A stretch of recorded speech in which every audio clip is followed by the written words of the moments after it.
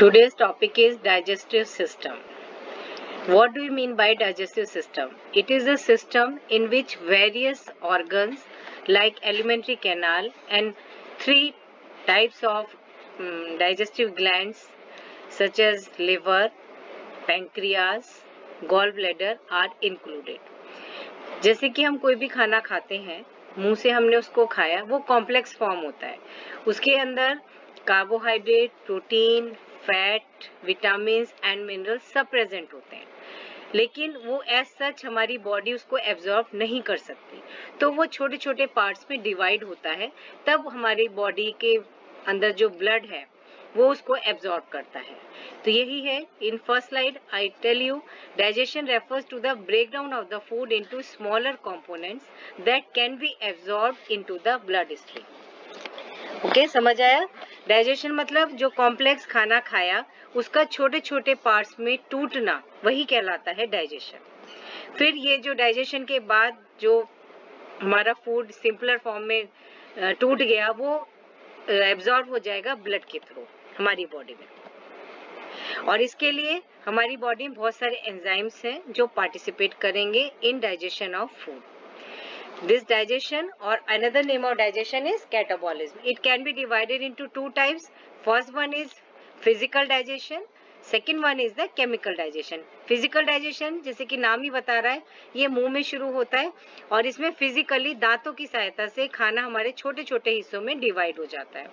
Second type of digestion is chemical digestion, which occurs in gastrointestinal tract और alimentary canal, जहाँ पर कि खाना छोटे छोटे हिस्सों में टूटता है with the help of digestive enzyme. जैसे कि नाम ही बता रहा है, in this digestion chemicals will be added. Mammals में जो डाइजेशन स्टार्ट होता है, that starts from mouth. Mouth में खाना खाया, माउथ में जब खाना लिया तो this cavity is buccal cavity और ओरल कैविटी. यहाँ पर हमारी टंग है, टीथ है, उसको छोटे छोटे हिस्से में काटते हैं. इस प्रोसेस को हम कहते हैं मैस्टिकेशन.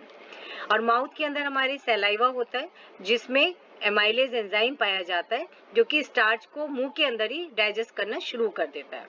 फिर ये खाना हमारे मुंह से जो हमारे गले में फूड पाइप पाया जाता है जिसको मीसोफेगस कहते हैं, फिर ये स्टमक में पहुंचता है जहां पर कि गैस्ट्रिक जूसेस फूड के अंदर जो प्रोटीन है उस पर काम करना शुरू करते हैं. गैस्ट्रिक जूस में मेनली दो एंजाइम्स होते हैं, ये दो पार्ट होते हैं. First one is pepsin, second one is hydrochloric acid. क्योंकि एसिड हमारी बॉडी को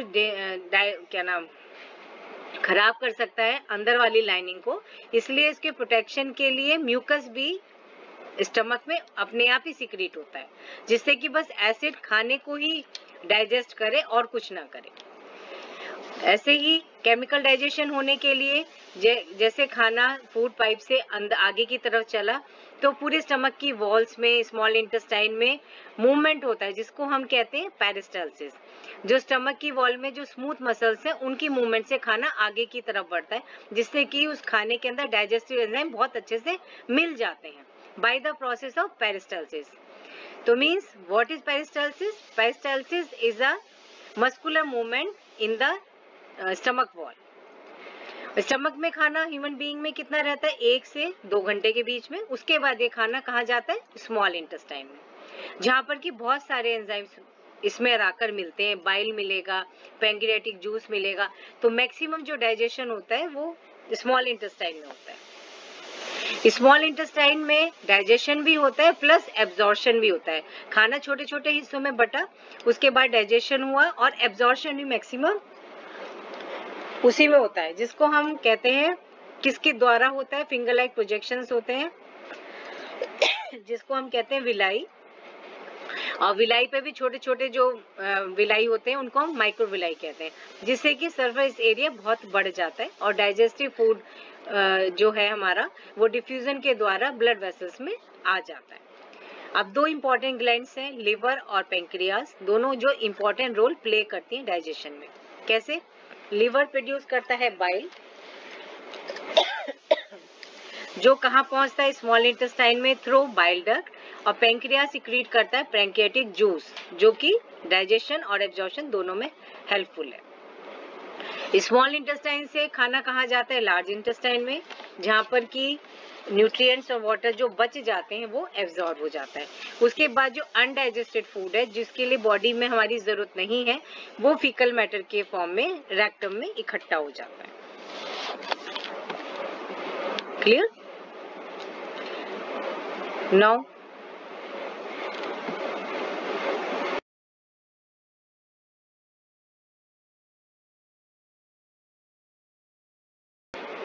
फोटो नहीं आया। We can describe digestive system into two parts. First one is alimentary canal. Second one is accessory glands. Alimentary canal has various parts. Start from mouth, pharynx, esophagus, stomach, small intestine, and large intestine. Alimentary canal has various accessory glands which secrete their secretion in the form of digestive juice, which go through ducts. As I told you already, the movement of smooth muscles in the walls of alimentary canal is known as peristalsis, and the food material does not go back due to the presence of these ring-like walls, which are known as sphincter.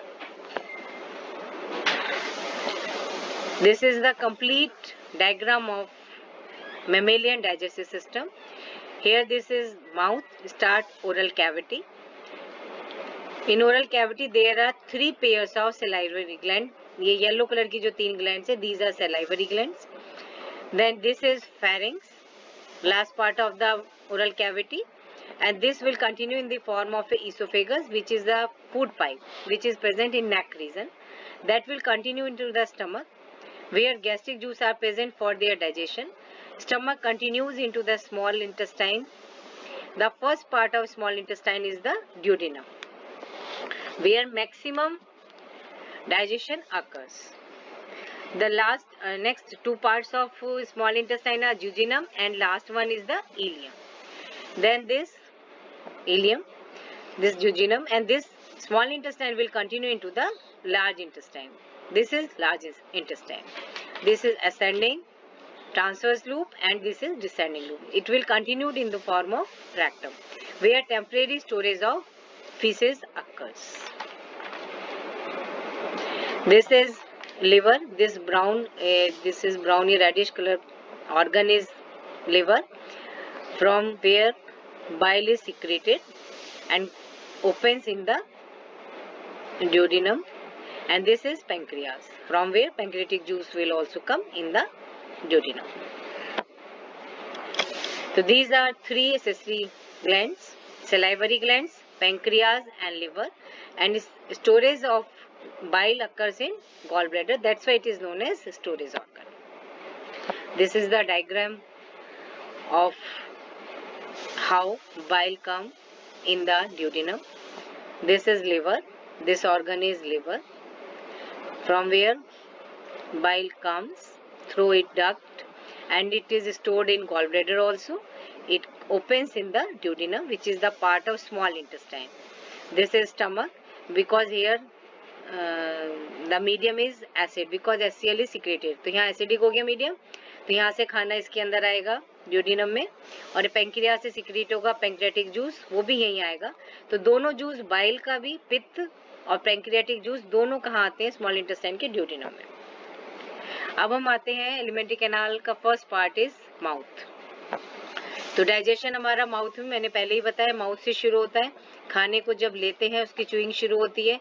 उसमें help करता है हमारी teeth और saliva, दोनों मिलते हैं, जिससे कि टीथ खाने को छोटे छोटे पार्ट्स में डिवाइड कर देता है, छोटे छोटे पार्ट्स में डिवाइड कर देता है. और सलाइवा कैसे सिक्रीट होता है? खाने की स्मेल को देख के या उसको देखने के बाद. और पूरे दिन में लगभग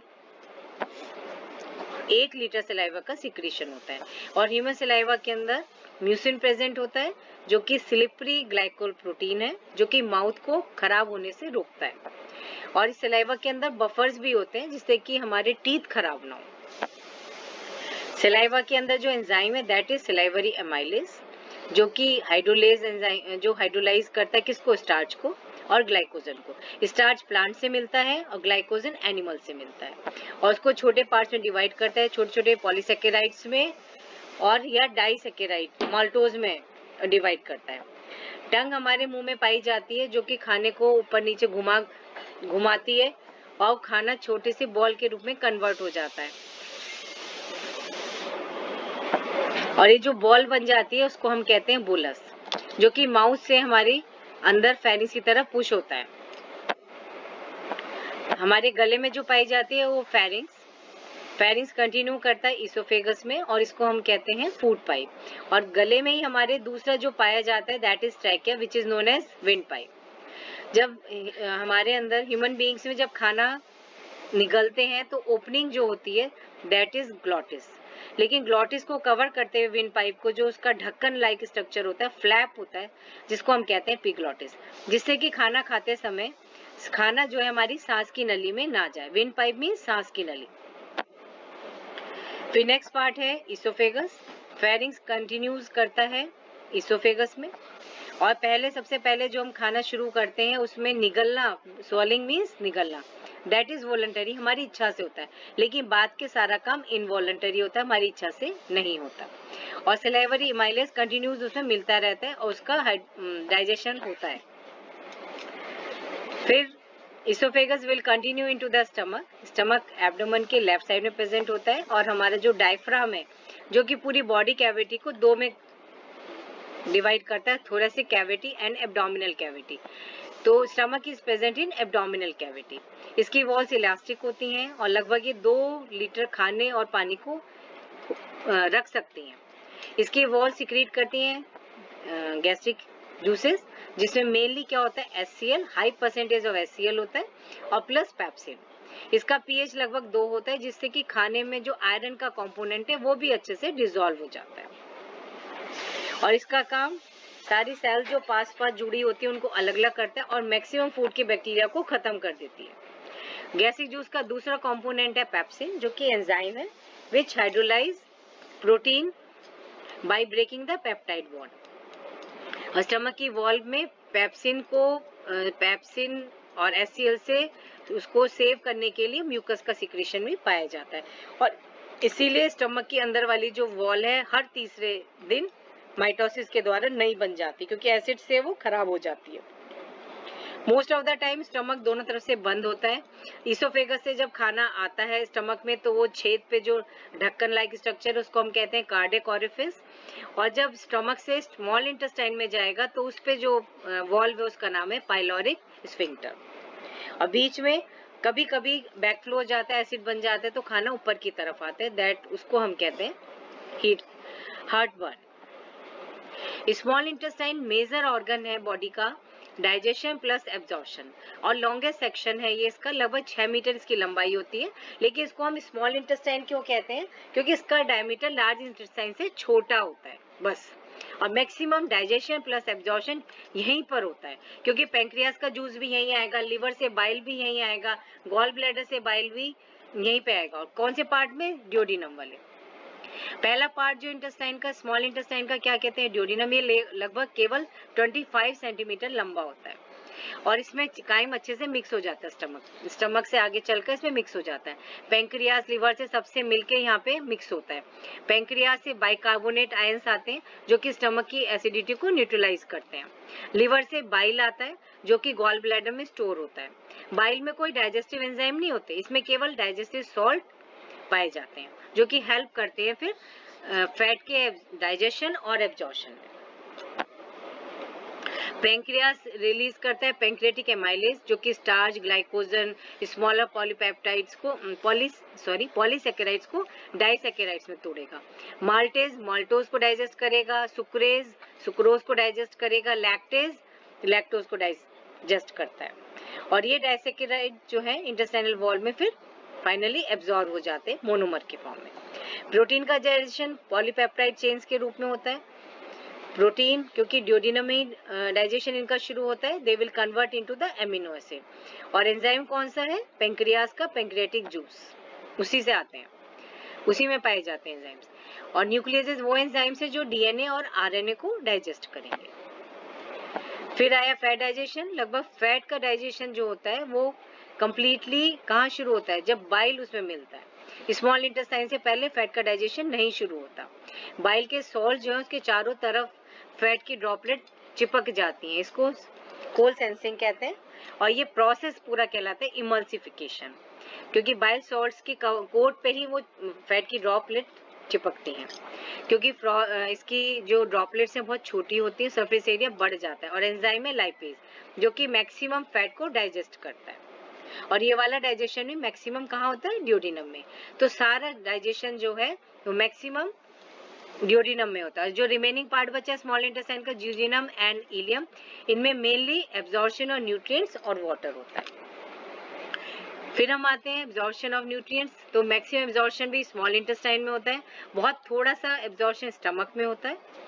और स्मॉल इंटेस्टाइन की सरफेस एरिया बढ़ाने के लिए इसमें finger like fold, circular folds पाए जाते हैं जिनको विलाई कहते हैं। और हर विलाई के अंदर छोटे छोटे माइक्रोविलाई पाए जाते हैं। और इसका एरिया लगभग स्मॉल इंटेस्टाइन का जो है वो एक टेनिस कोर्ट के बराबर हो जाता है। और यही विलाई न्यूट्रिएंट्स को एब्जॉर्ब करते हैं। फिर ये कैपिलरी मेम्ब्रेन की तरफ ब्लड में चले जाते हैं, जहाँ से फिर ये पूरी बॉडी में सप्लाई होते हैं। लार्ज इंटेस्टाइन का पार्ट जिसे हम कोलोन भी कहते हैं, टी शेप, मैंने भी पीछे के डायग्राम में आपको दिखाया।